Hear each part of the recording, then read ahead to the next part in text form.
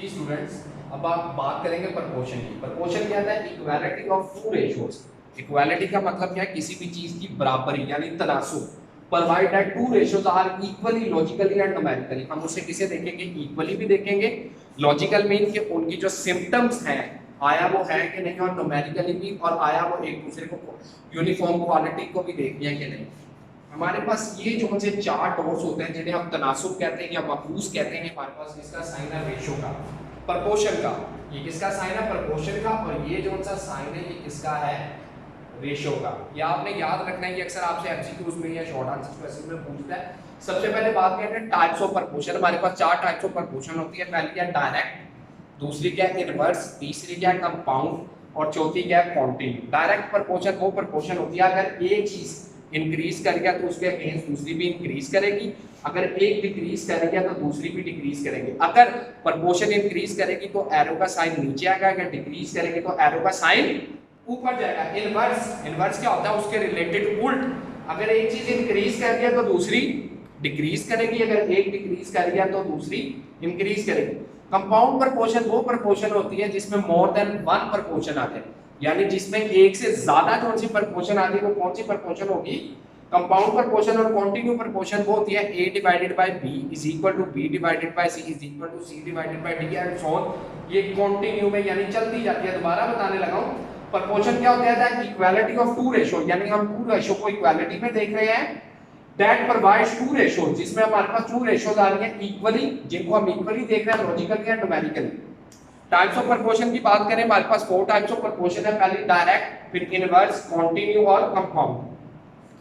Direct proportion वो proportion होती है जिसमें एक प्रपोर्शन अगर इंक्रीज कर गया तो दूसरी भी इंक्रीज करेगी, अगर एक डिक्रीज कर गया तो दूसरी भी डिक्रीज करेगी। इंक्रीज करेगी तो एरो का साइन नीचे आएगा, डिक्रीज करेगी तो एरो का साइन ऊपर आएगा। उसके बाद आती है इनवर्स। इनवर्स प्रपोर्शन वो होती है जिसमें एक प्रपोर्शन अगर इंक्रीज कर गया तो दूसरी डिक्रीज करेगी, अगर एक डिक्रीज कर गया तो दूसरी इंक्रीज करेगी। कंपाउंड प्रपोर्शन वो प्रपोर्शन होती है जिसमें मोर देन वन प्रपोर्शन आ जाए। और कॉन्टिन्यू प्रपोर्शन वो प्रपोर्शन होती है जो सोन कॉन्टिन्यू चलती जाती है। a divided by c equal to b divided by c is equal to c divided by c and so on. Question number 1 है, if the price of 50 readymade shirts, कितनी shirts हैं? 50 shirts हैं और उनकी price कितनी है? 36,500। वो कहता है then what will be the price of 85 shirts. वो कहता है अगर 85 शर्ट्स हो जाए तो इनकी कीमत क्या होगी? अब क्वेश्चन में देखिए, सबसे पहले तो हम बात करते हैं डेफिनेशन के थ्रू। एक तरफ हमारे पास शर्ट्स है, दूसरी तरफ क्या प्राइस है। ये इक्वालिटी ऑफ टू रेशियो आ गया। उसके बाद उसने क्या बात की? Equal logical numerically. Equal logical numerical आ गया। सबसे पहले मैंने शर्ट्स लिखा कितनी? 50, ये रेशियो का साइन आ गया।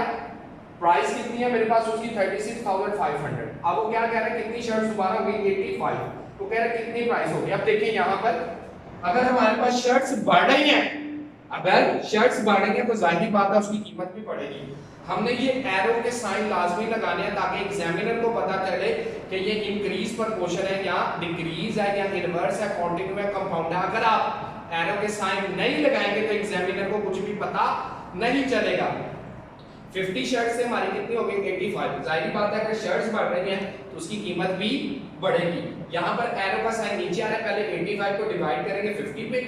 हमने क्या कहा था? इक्वली, इक्वालिटी में डिवाइड करेंगे, यानी इक्वल, ये इक्वल आ गया। Equal to x is equal to 36/500। हम इसको क्रॉस मल्टीप्लिकेशन कर देंगे।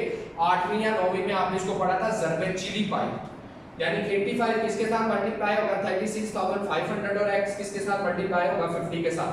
x multiply by 50 is equal to 85 multiply by 36,500। तो हमारे पास आ गया 50 को x के साथ मल्टीप्लाई किया 50x, इधर आ गया जी 3102500। 50 यहाँ पे क्या हो रहा है? मल्टीप्लाई, नीचे जाके डिवाइड हो गया तो हमारे पास x क्या आ गया? 62050। यानी जो 85 शर्ट्स है उसकी कीमत कितनी होगी? 62,050 रुपए। ये कौन सी प्रपोर्शन थी हमारी? ये हमारी थी डायरेक्ट प्रपोर्शन। ये वाला कौन सा क्वेश्चन है? ये हमारा इनवर्स प्रपोर्शन से रिलेटेड है। क्वेश्चन समझते हैं। An army formation of 900 mens. An army formation यानी एक आर्मी है, उसके अंदर कितने लोग काम है? 900 लोग काम करते हैं और जो उनका खाने का स्टॉक है वो 30 दिन का है। वो कहता है ऑन द सेम डे, वो कहता है अगर उसी दिन 90 में 900 में से 150 आदमी छोड़ जाएं तो जो हमारा खाना होगा वो कितने दिनों के लिए होगा? सबसे पहले तो आगे मैन 900 डेज कितने आ गए? 30। उसने हमें कहा कितने डेज, अब 900 में से 150 आदमी छोड़ के तो पीछे कितने रह गए 750। अब आदमी बढ़ रहे हैं कि कम हो रहे हैं, कम हो रहे हैं, तो इसका मतलब क्या हो गया, ये इनवर्स प्रोपोर्शन होगी, यानी ये ऊपर को एरो का साइन चला जाएगा और डेज क्या हो जाएंगे, बढ़ जाएंगे। मिसाल देता हूँ, इस क्वेश्चन को समझाने के लिए बच्चे कंफ्यूज हो जाते हैं, ये 750 कैसे आया थी। मैं मिसाल देता हूँ, आपने अपने घर पे 10 लोगों को खाने के लिए बुलाया, उस 10 में से 6 लोग आए, जब 4 लोग नहीं आए तो उनका खाना आपके पास बढ़ेगा कि कम होगा? जाहिर बात है हमारे पास उनका खाना यानी दिन बढ़ जाएंगे और आदमी क्या हो गए, कम हो गए। तो ये इक्वेशन ऐसे ही बनी, 900 divided by 750 is equal to x over 30। 900 किससे मल्टीप्लाई होगा, 30 से, x किससे मल्टीप्लाई होगा, 750 से। 900 मल्टीप्लाई बाय 30 तो आ गया 27,000, ये 750x, ये था 750 क्या हो रहा है मल्टीप्लाई, और नीचे जाके डिवाइड हो गया तो 36 डेज आ गए। थर्ड जोन सा क्वेश्चन है, ये हमारे पास जोन सा मैंने लिया है, ये हम लोगों ने लिया है कंपाउंड प्रोपोर्शन से, इसके अंदर मोर देन वन प्रोपोर्शन आ गया। वो कहता है अ फैक्ट्री मेक 560 यूनिट्स, मैंने सबसे पहले यूनिट्स लिखे 560, 7 डेज, डेज आगे 7, with the help of 20 machines, कितनी मशीनों की मदद से, 20 मशीनों की मदद से। वो कहता है how many units can be made, वो कहता है कितने यूनिट बनेंगे with the help of 18 machines, अगर वो कितनी हो जाए 8 मशीनों की मदद से, और यहाँ पर उसने आपको डेज कितने कह दिए हैं 10। दोबारा बताने लगा हूँ, a factory make 560 units in 7 days, 7 दिनों में, with the help of 20 machines, 20 machines की मदद। How many units can be made, वो कहता है कितने यूनिट बनेंगे 10 डेज के अंदर with the help of 18 machines. अब देखिए यूनिट इंक्रीज कर रहे हैं, डेज इंक्रीज कर रहे हैं और मशीन डिक्रीज कर रही है।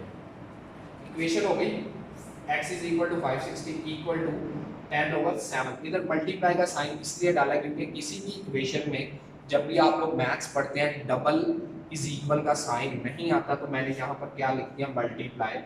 10 ओवर 7 की डिक्रीज हो रही थी 20 ओवर 18, हम इनको आपस में करेंगे क्रॉस मल्टीप्लिकेशन, यानी 10 किसके साथ मल्टीप्लाई होगा 18 के साथ, और 20 किसके साथ मल्टीप्लाई होगा 7 के साथ। 5x over 560 is equal to 10 को 18 के साथ मल्टीप्लाई किया 180, 7 को 20 के साथ किया 140, x मल्टीप्लाई होगा 140 के साथ और 560 मल्टीप्लाई होगा 180 के साथ, तो मल्टीप्लाई करने के बाद मेरे पास आंसर आ गया 720। जोन सी हमारी कंपाउंडिंग प्रोपोर्शन है, ये किसी भी क्वेश्चन में वो दे सकता है, तो इसमें इतना कोई परेशान होने वाली जरूरत नहीं है। दोबारा बताने लगा हूँ, हम लोगों ने जो पहला क्वेश्चन किया वो हम लोगों ने किया डायरेक्ट प्रोपोर्शन में। इसमें उसने क्वेश्चन में आपको बताया आपके पास 50 शर्ट्स हैं, तो शर्ट्स की कीमत कितनी है 36,500। वो कहता है अगर 85 शर्ट्स हो जाए तो इनकी प्राइस क्या होगी। इसमें हमने देखा कि दोनों प्रोपोर्शन इंक्रीज कर रहे हैं, तो हमारी डायरेक्ट प्रोपोर्शन थी, हमने अपने एरो के साइन को क्या किया डाउनवर्ड कर दिया। जहाँ पे पहले एरो का साइन आएगा वो ऊपर, जो उस ऊपर वाली वैल्यू है बढ़ेगी नीचे, तो इनको हमने आपस में क्रॉस मल्टीप्लिकेशन करके आंसर निकालेंगे। उसके बाद सेकंड क्वेश्चन था an army formation 900 mens, man 900 आ गया और उन्होंने कहा था उसका जो खाने का स्टॉक है वो 30 डेज का है। वो कहता on the same day 150 army man leave, यानी उसी दिन 150 आदमी छोड़ दी। कुछ बच्चे क्या करते हैं यहाँ पे 750 की बजाय 150 लिख देते हैं, नहीं यहाँ पर कितना आएगा 750 आएगा, क्यों 150 मैन लेफ्ट किए गए, तो जितने लेफ्ट होंगे वो आएगा। डेज कितना है, यहाँ पर जो हमारे आदमी डिक्रीज करें डे इंक्रीज करेंगे। ये हमारा कॉन्टिन्यू प्रोपोर्शन का था, कंपाउंड प्रोपोर्शन का ये क्वेश्चन था जिसमें हमने इसको लॉजिकली सॉल्व आउट किया। ठीक है स्टूडेंट्स, फर्दर अभी मैं आपको इसके प्रैक्टिस क्वेश्चन दूंगा जो आप मुझे सॉल्व आउट करके दिखाएंगे। आप लोग इसको सॉल्व आउट करके मुझे दिखाएंगे जुमेरात वाले दिन तक 12 बजे आप उसको यूनिवर्सिटी में दोपहर को सबमिट करवाएंगे। ठीक है।